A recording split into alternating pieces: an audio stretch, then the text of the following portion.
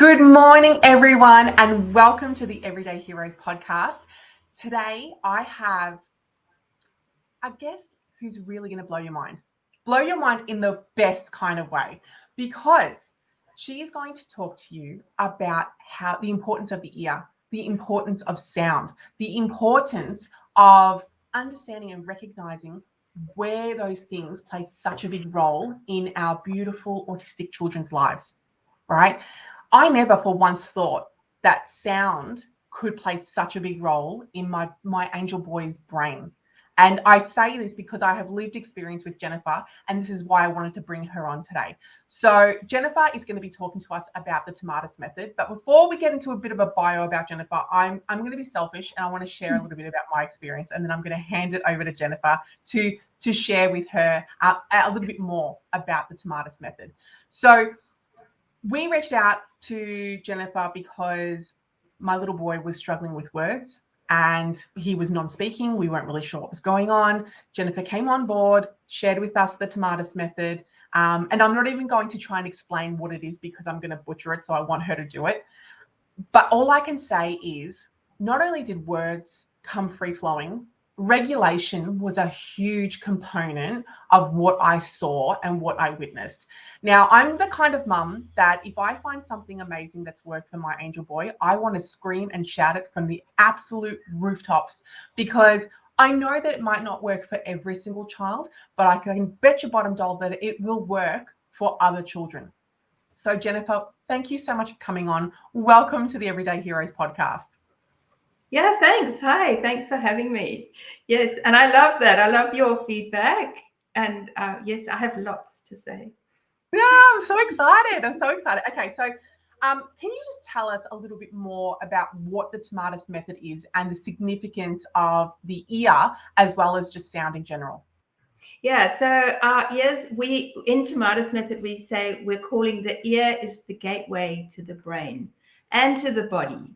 And our ears, we always just think that hearing is the function of the ear, but it really is hearing. It's the vestibular, which is that body piece, all about balance. And also the ear needs to provide energy to the brain. So that's the function of the ear. And then we also look at what's the difference between listening and hearing. And that's like, yes, I can listen. Yes, I can hear.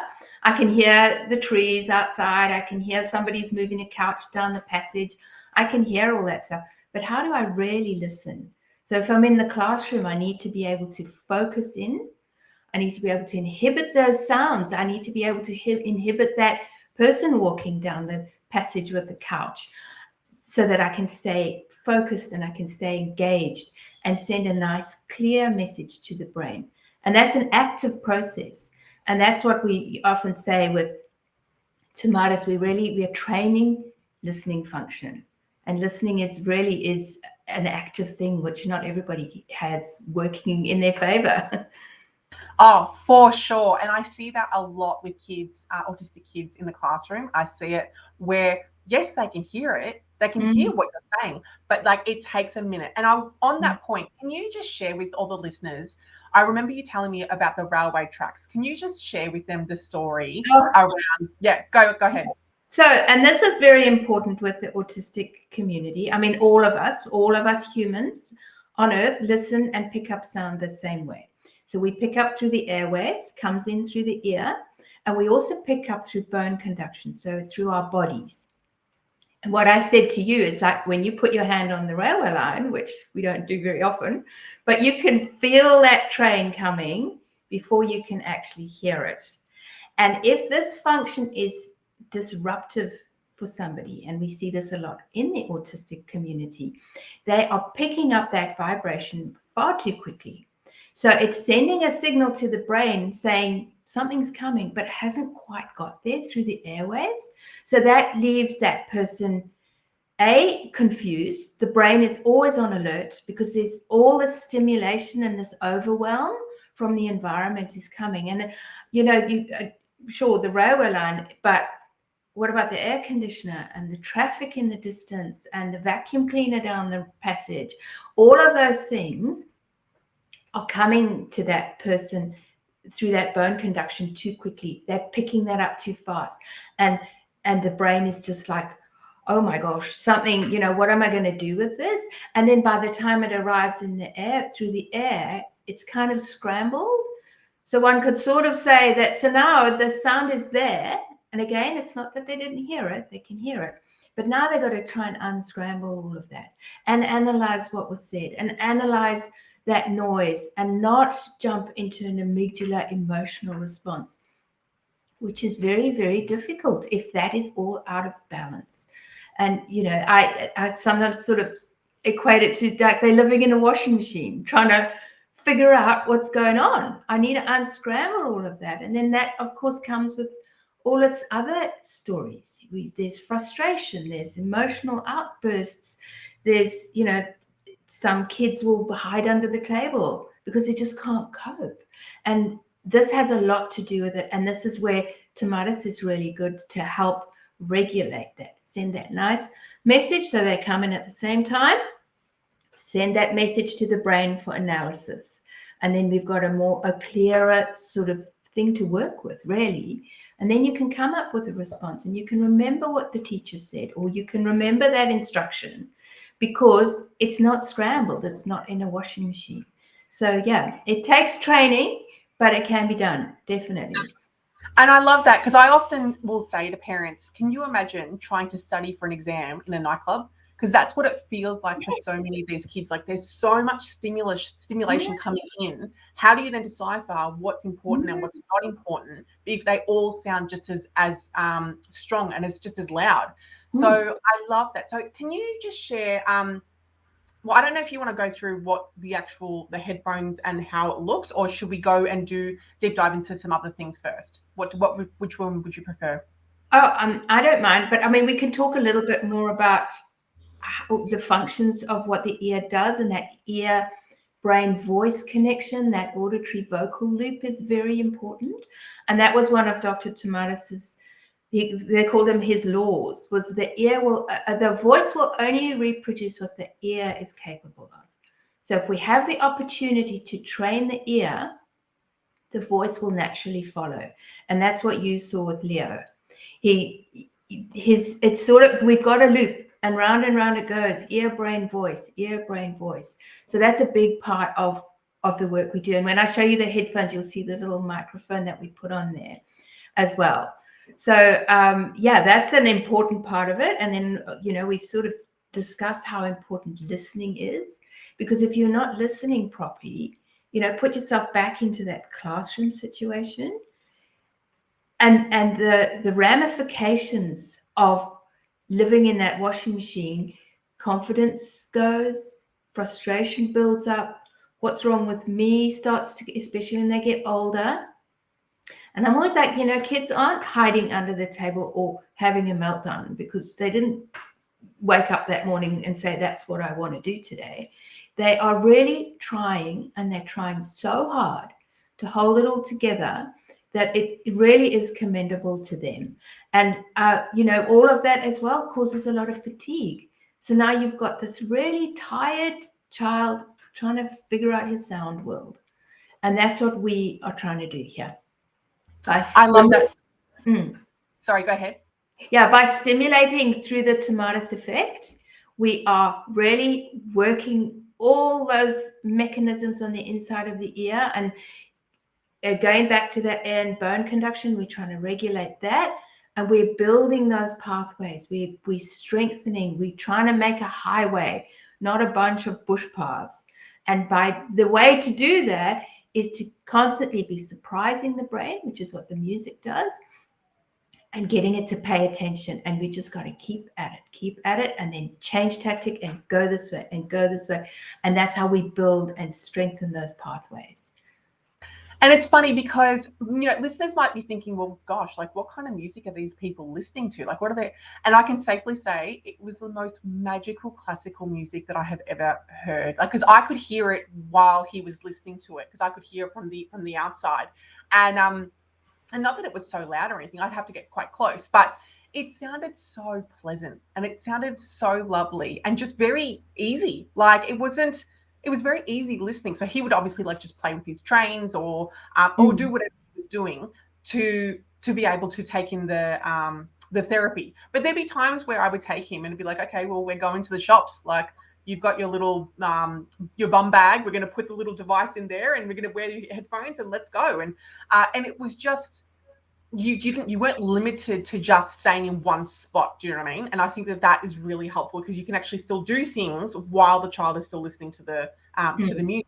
And I also think that it's important because for my son, he loves wearing headphones. Like that is, and it's becoming more obvious now where he just likes them being on. He never used to, can I just point out, back before lockdown when he was 4, he hated having anything on his ears. Now he actually likes it. And someone said to me, I think it's probably because he feels safe wearing them. It's almost like it shuts out the world. Makes complete sense, right? But so I guess I wanted to ask you, why is a good listening system, I guess, so important? And I think we've touched on that because, in terms of, listening versus hearing. But did you want to add on any more than that? Yeah. So then there's a lot that if it's not efficient, if your listening function is not efficient, one of the big things is having the ability to inhibit sounds that are not necessary. And I sometimes think of this. When I was in Vancouver, I went to a yoga class, and you know how quiet and zen yoga is. There was one lady there who was sniffing. And I can tell you, it was irritating. And yes, she shouldn't have been sniffing, and it was annoying. But a good listening function. And I was like, okay, I'm here to do yoga and enjoy myself.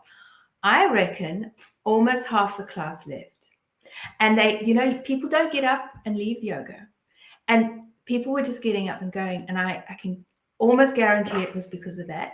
And so what was happening for them was that sniffing, they were then starting to predict it. And it was taking over their whole morning. And it was taking over their whole class. So your blood pressure's going up. You're getting irritated.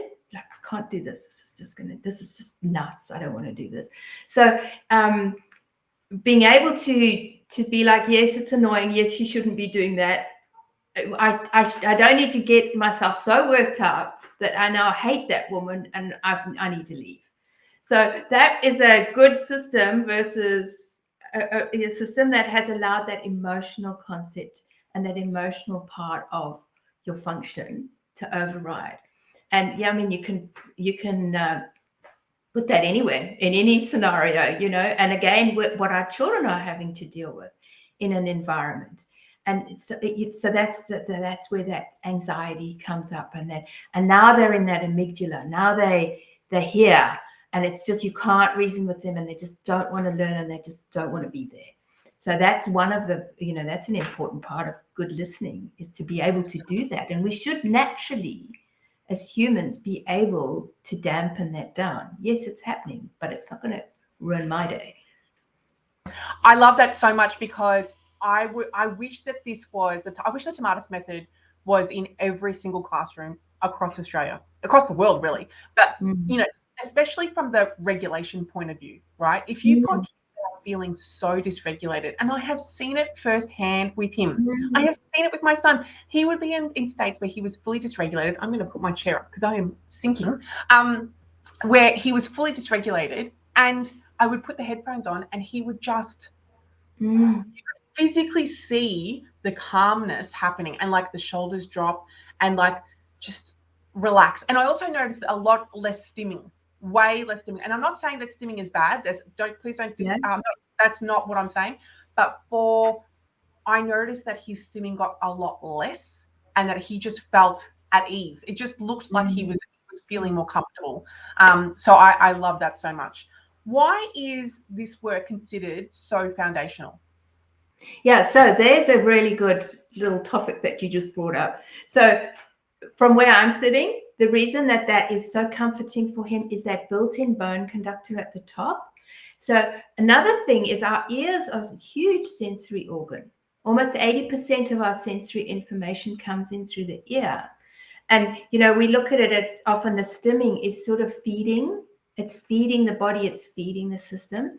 And when they've got the Tomatis headphones on with that bone conductor on the top of the head, it could almost be like it's scratching an itch for them. It's providing that that feeling that they don't feel they need to be putting it in through their own bodies.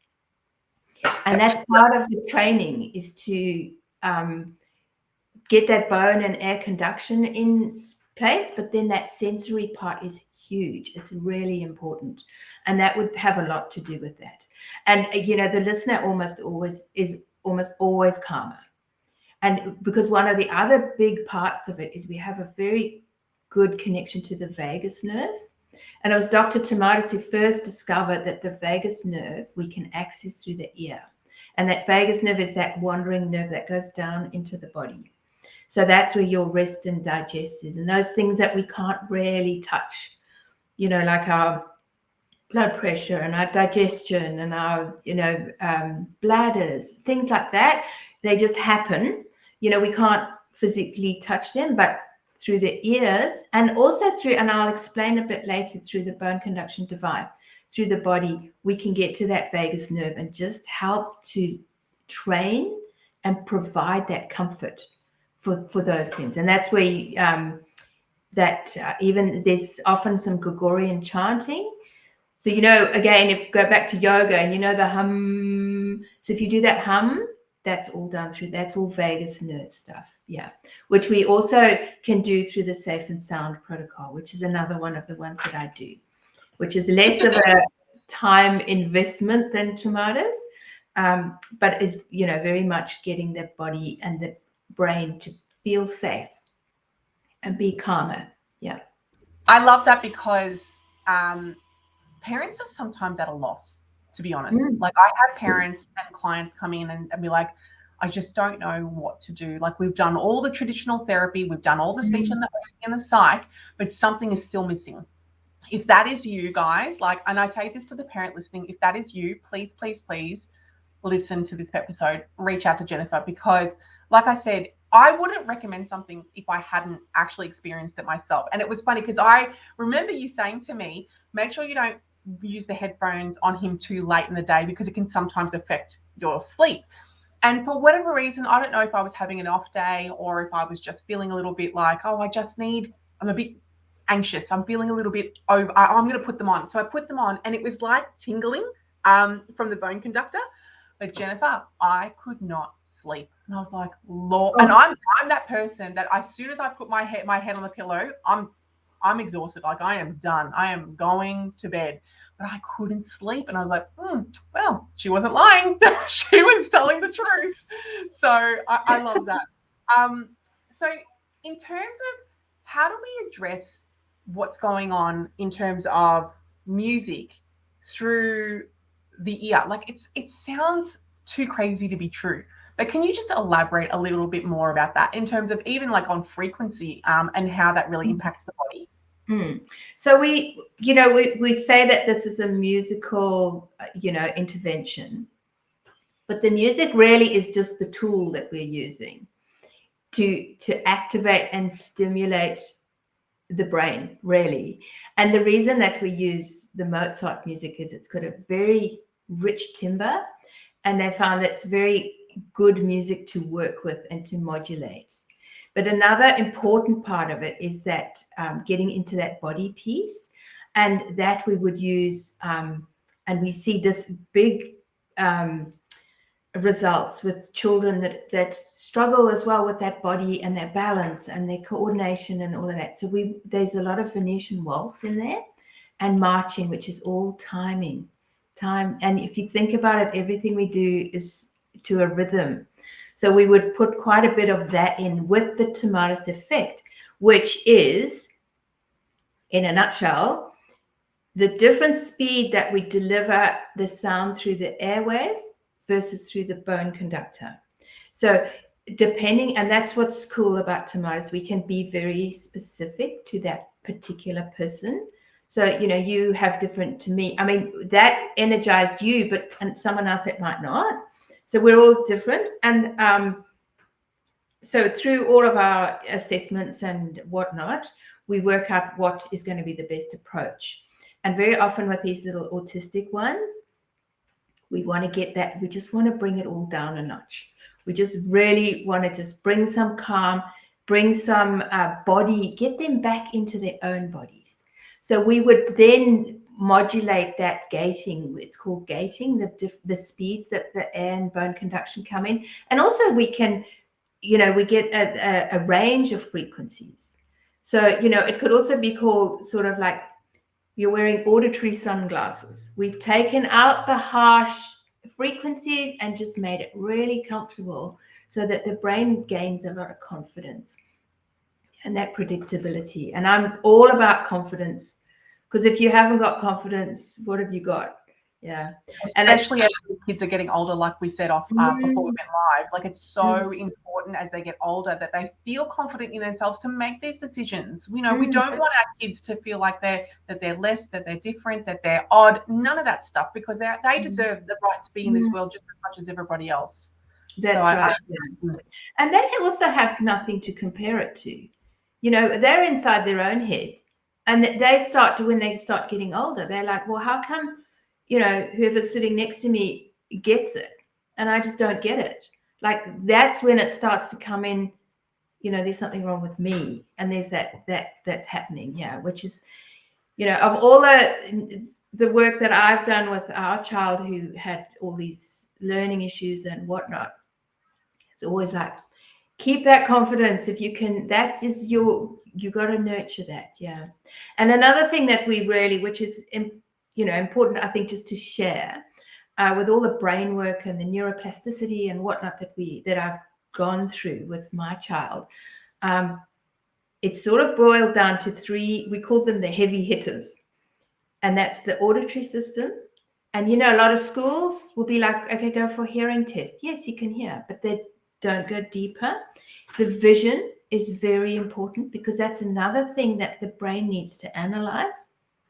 So that's where your behavioral optometrist would come in, and nutrition. Those were always our three big ones, and then everything else that you do. But those, if you've got those, then you're lining up for success. If you've got the opportunity to sort of perfect those as much as you can, or strengthen them, should we say. Yeah. Would you be willing to share a little bit about your son's challenges and what you noticed with the Tomatis? Yeah. So I actually didn't really know that there was such a thing as a neuroplasticity, because I always say they weren't born with a recipe book, sadly. Yeah. And we tried so many different things until we came across Barbara Arrowsmith's book, The Woman Who Changed Her Brain. And I literally got to page 4 on the book, and I was like, oh, it looks like we're going to have to go to Canada, because it just answered so many questions.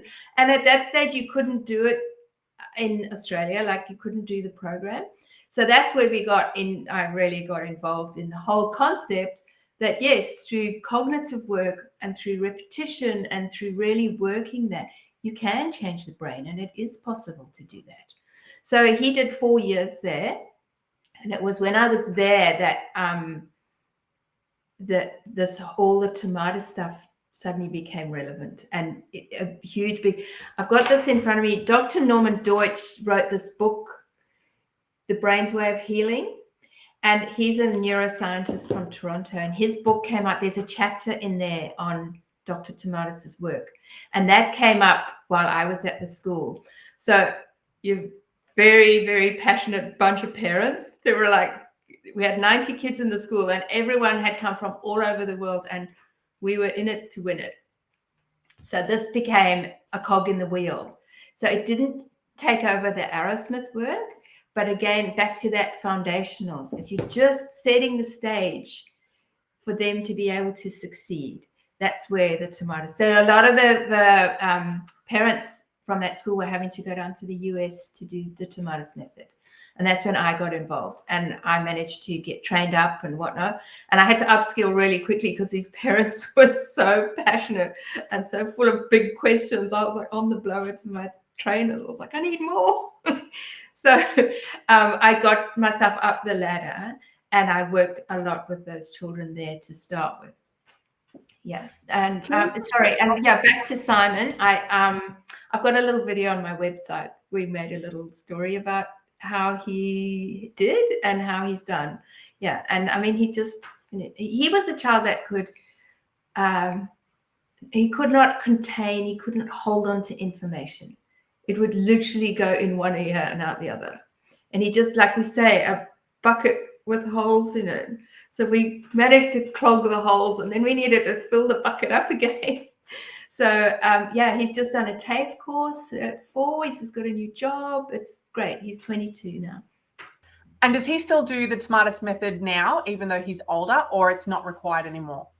Oh, look, this is brain work. So it's good for anybody. I'm always like, if you've got an ear and a brain, then it's a good way to stimulate things. And he's not as dedicated as, we know when they're younger, it's like, right, this is what you do. But he's quite prepared to, I'll be like, right, let's just do 10 days of that. You just put him on for 10 days and he'll do it. Yeah, because he knows. He knows. And we all do. I mean, everyone in my family does it just because it's a way. Sorry, go ahead. Sorry. It's a way to stimulate the brain, really. Yeah. And I think that's really important to show that it's not just for the autistic community. Like we can all, whether you're neurodivergent or neurotypical, it can be used for everybody. So I just want to, so what's involved? Like, how does this even work? Because parents might be thinking like, how do I even get headphones on my child if they're feeling like they don't want to wear headphones? And if they are wearing headphones, what's the process? How does it work? Yeah. So first step would be, we would do a series of assessments and figure out where we are, have a conversation first of all, just to be like, okay, well, this, from what you've said, this is what sounds like, but let's investigate deeper. Some children won't tolerate the headphones. So we've got a few tricks up our sleeve. So we can often start them on this cool little device. This is called a bone conductor, and it sits in a little belt like that. So we put a belt on them, and the music is delivered through, I'll just switch it on. The music's delivered through the spine, or actually anywhere on the body, really. Hang on. Is it? 40%. There we go. Okay. So then I'll just turn it on and we'll see. So there it's playing. I don't know if you can hear that. But these little toggles here are vibrating. So he's getting the Tomatis through his body then. So this often is a good step. Some people never progress past this step with the headphones. But we will, I'm just going to put it there. Now it's putting me off.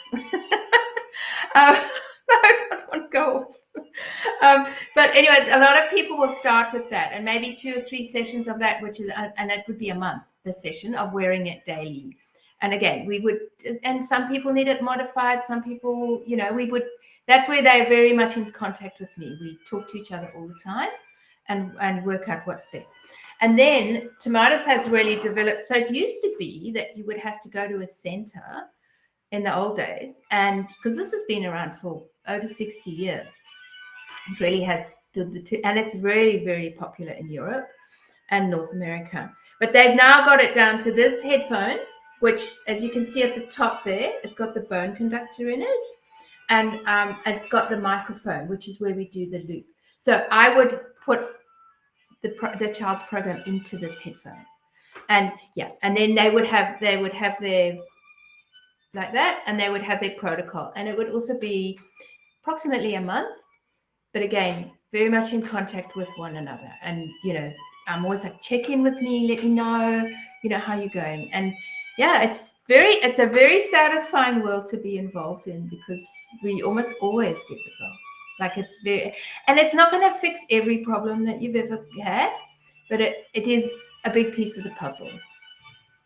And guys, everyone listening, you can still hear the music. We can still hear the music going on, and so you can get a bit of a sample of like what your child will be listening to. Yeah. But what we're saying with like the bum bag, or as the Americans like to say, like the fanny pack. But we just guys, so like fanny means something very different in the Aussie term, so we won't go there. But anyhow, if they're wearing that, are they wearing it at the back, like where their spine is? Is that where they're wearing it? So that would be ideal, or that's just really easy. It's just a little backpack, and it's very lightweight. And then they can carry on, and they can play with their Lego. You can go for walks. They can go on the swing. The OTs use it a lot because they will be doing their OT work while this is on. So you see a lot, and even with the headphones on, they'll be doing OT work for movement and, that, again, that body connection, getting that person to be friends with their own body really is a good way to think about it. But having said that, anywhere, it could be anywhere. But that's just convenient because you can just put it set and forget. And as a mum, and it would go for anywhere between 40 minutes and an hour, depending on what we're chasing and what's appropriate. And, as you can hear the music. So when they're pottering around doing their thing, you know that it's still playing. Yeah. Yeah. And I think it is so important because it's not invasive. That's what I love about the most about it. Because you're not really inconvenienced. It's not something where they're going to go get a blood test or it's going to hurt or anything like that. This is non-invasive therapy, which is brilliant. And especially if you've got an autistic child who actually is seeking out music, some of them just love listening to music. I got to the point where my son would happily want them on because he was so much seeking it and so much wanted it to be able to just listen to the music. And you could just see the shoulders come down and just be like, I'm in my happy place. Like, I'm happy to be here. But obviously I was dealing with the old system, which had like the cord from the headphones to the actual device. But now this new one doesn't have any of that. It's all inbuilt in the headphones. All in there. Yeah. The maestro, they call it. Yeah. I love it. I love that. And so we touched a little bit on the Tomatis method versus the Safe and Sound program. Can you just tell and share with people what the difference is between the two programs? Yeah, so they're sort of the same but different. So the Safe and Sound is a much shorter intervention. It's very much Tomatis is as well, but more of a degree with the Safe and Sound. To be used in conjunction with another therapy. It holds that person up. So it is also training the brain to detect sounds of safety. So there again, if things are dysregulated, those ears are like this, picking up too much, and again, too much of that low frequency, too much, and sending those messages to the brain. So there's that anxiety and that feeling of being unsafe. And the way that the music is modulated in Safe and Sound is very much based on, obviously, Dr. Porges's polyvagal theory, which is that vagus nerve, and being able to be flexible and not have the vagus nerve so rigid. And another thing he talks a lot about is social engagement. So again, the vagus and all these trigeminal nerves in the face, sometimes if someone is in that state of high anxiety and shut down, this is tight, this is not available sort of thing. Yeah. Whereas the Tomatis method is a bigger commitment. It takes a longer, there's just more to it. And we are, Safe and Sound doesn't work with bone conduction. Tomatis method does. And what we're doing is we're surprising the brain, and we are really activating and getting those messages to go also via the prefrontal cortex, which is very important because often if a sound is dysfunctional or sound reception is dysfunctional, we might, again, talking about the lady sniffing in the yoga, might jump to that emotional center. And we actually, for decent auditory processing, we want it to go via the cortex, where you can be like, oh yeah, she wasn't talking about me. I don't need to get all uppity and, self-conscious, because I've had a moment to think about that rather than to jump into that sort of state of, oh my gosh, she hates me. And you see this with the little girls, in a group situation. And this is something that, good feedback that we often get. It's like, yes, you know what? She's getting invited to parties now. She's getting included in the circle of friends. So there's quite a lot to that. Another thing that we see a lot in that context, it's like, because she's not living in that washing machine so much, she's understanding what the group of girls are talking about. So she's not jumping in with inappropriate comments and completely off topic. She's actually keeping up with the conversation. So her her contribution is worth listening to. And that, so I was very lucky. I got to work with a group of First Nation Indians in the Okanagan, and we worked with, we had 15 school kids, and one of them, she was lovely, one of the older ones, so she would have been about 16. She'd had an attempt on her own life. She had a very difficult childhood, family life. There was, it was chaos.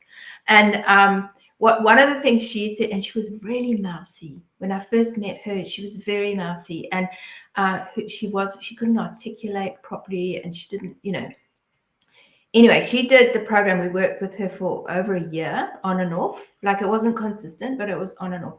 Anyway, on the last day that I did an assessment, which was the last time I saw her, we were talking so much that she missed the school bus to go home. So I said, "No, it's fine, I'll drive you home." So I drove her home. So we had about a half an hour car ride as well. And one of the profound things that she said to me, she said, "I feel now that what I have to say, people need to listen to me. It's important what I want to say." Yeah. And she was doing things like, because it was their counselor that had approached me for this in the first place. So the counselor was doing a mindfulness group activity with all the teenagers. And this girl went up to the counselor and said, "Can I have a word with you?" This was in the first, and she's like, "Okay, are you all right? Is that okay?" And she said, "I really want to do this," she said, "but I'm not doing it if that boy's in my group. I'm not going to be in the same group as him." And that would never have happened before. So that was just that confidence that she was gaining and her own self. It turned her life around. I love that so much. Yeah, it's so satisfying, honestly. And, there's again, she didn't have autism. She just had a chaotic life and a lot of trauma. So she had shut down due to the trauma. Yeah. And do you see, out of interest, do you see any improvements when it comes to auditory processing disorder, or even when you've got a child who elopes? Do you see that helps as well, or am I completely off on the wrong end? When a child what? Elopes, like it runs away, like they're not. Oh, it runs away. Yeah. Well, I mean, why are we running away? Because what are we running from? The washing machine, for one thing, and that's where if we can make that auditory function work better for them, be more efficient, then there is all of those things that I talked about. There's that being able to be in your own body and not have to run from it, being able to use your prefrontal cortex and think a bit better, be able to regulate that amygdala response, so that boom and that meltdown. Because once you're there, I mean, we all know you can't reason with anyone who's in there. That's not the time to be reasoning, because they are heart rate's up, everything's on high alert. They're in that sympathetic stage. So what we're trying to do is be able to come down. We need that to a degree. So we do need that. We need to be able to jump into fright, but we need to be able to come back. And it's that being able to come back and just think and feel yourself, that there's less need to be running away. And it's always ask the why, like, why is that happening? Yeah. And they're frightened. They're frightened of what they're dealing with. And they have nothing to compare it to. That's their reality. They don't know that you don't feel that. Why doesn't Natalie run away? Why? And then it's back to now it's me, and yeah. Oh, I have loved this conversation so much because, like I said, because I've seen it firsthand. I have seen the magic that comes with the Tomatis method. And I honestly say to anyone who's listening, please do reach out. It leads me to my next thing that I wanted to say, is that Jennifer is actually offering, I don't know how many you're offering, but a free session, a free chat, 5 free. Okay, yeah. So for the first 5 parents that reach out, and I will grab a link after we jump off. If they want to jump on, they can have a free chat with Jennifer, just to get to know a little bit more about it, and then how she can really assist specifically for your child. I will pop the link on my socials once I upload this to YouTube. And if that is the case, please do me a favor and reach out, because it will change the way that your child functions. And if we know that our kids, most of them are really struggling, and they're like you were saying before, they are in sympathetic. They're so burnt out. They're always on the go. They don't have that time to go into parasympathetic. They don't have that time to rest and digest because they're always going. Let's bring their brain down just a little bit, their nervous system. Let's just try to really relax them so that we can move them into the next part. Because, like I said, I have witnessed it firsthand, and I wouldn't say it if I hadn't seen it myself. So is there anything you wanted to add in, Jennifer, before we jump into the rapid fire questions? No, I just wish it was more well known in Australia. Like, it's huge in Europe, it's huge in North America. I've almost always got Europeans on my books. You know, in Australian people living here will reach out to me because their sister's an OT and lives in Hungary and has told her to go and find a Tomatis practitioner to help her child. So that sort of thing happens a lot, yeah. And it's just not as well known here, that's all. Yeah. Well, that's my mission. My mission is to share the word and share how amazing the Tomatis method is. Okay, so let's get into the rapid fire questions. If you could tell your former self just one thing about the Tomatis method before you started, what would it be? That the ear is so important. I had no idea. Yeah. Who would have known? Who would have thought? Now, you mentioned a couple of books which I will pop into in the show notes so that people can have access to them. But is there another book that you would recommend outside of the two that you've recommended in our episode today? One book that I really love, and I'm sure a lot of people know it, is The Whole Brain Child. Is that Malello's book? Whose book? I've forgotten who wrote that. Yes, I think it is. Yes. Yeah. Yes, that's one that I often recommend to parents, and I love that analogy of the top brain holding the bottom brain. Yeah, that's a lovely, easy thing to teach a child. Just so there's your thinking brain. Just hold that bouncy amygdala part of you. Yeah. Oh, I love that. I will also link to that as well. If you had to sum up the Tomatis method in one word, what would it be? Hang on, let me think. Take your time. It's all good. Yeah. Neuroplasticity at work. Yep.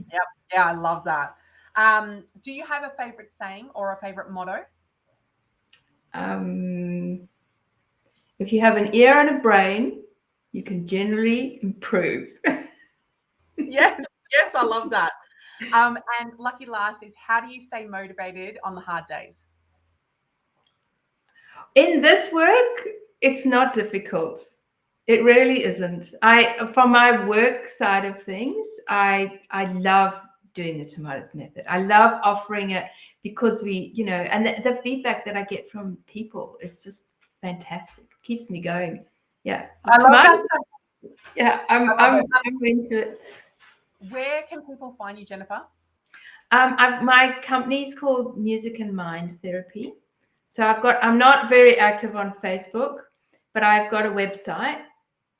I go in and out of my love-hate relationship with Facebook. And there's a lot of Tomatis information. Once you start looking, you'll see a lot of it. But Music and Mind Therapy, and my numbers and everything on there. And is that musicandmindtherapy.com.au? Yes. I will also include that into the show notes so that you guys can get it.